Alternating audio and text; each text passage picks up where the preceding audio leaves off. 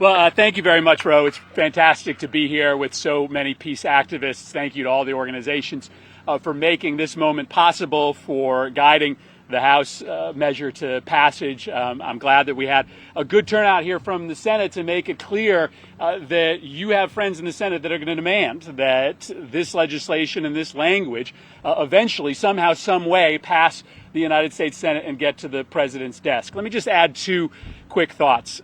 First, if others haven't mentioned it before, remember that there is just a perpetual war motion machine in this town, right? There is an industry built on intervention in Washington, D.C. There are smart people at these think tanks, but they exist to make the argument that the United States can solve, often with military force, every problem in the world. And that doesn't mean that we don't listen to experts. It just means that we remember that there are a lot of people who make a lot of money in this town and across this country when we put our men and women in harm's way.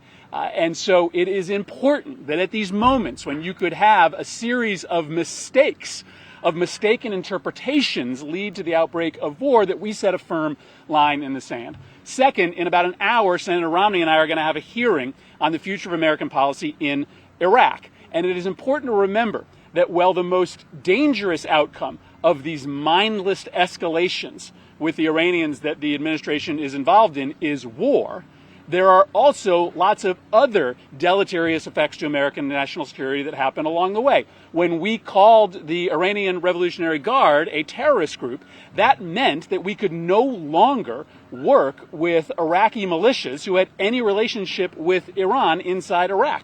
It made political reconciliation inside Iraq much harder. It made our diplomats and our soldiers' job that much harder. And it made ISIS's job even easier inside that country. And so when you have this kind of escalation with no end game, first and foremost, the danger is war.